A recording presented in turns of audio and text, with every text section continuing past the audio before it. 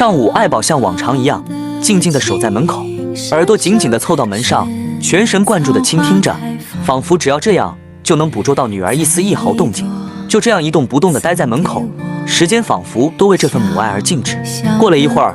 爱宝缓缓起身，跑到餐桌上，她熟练地拿起窝窝头和竹子，一口一口地咀嚼着。爱宝呀，你可知这分别的每一分每一秒，都似有细密的针在心头轻扎，即便思念如潮，也请一定要好好吃饭。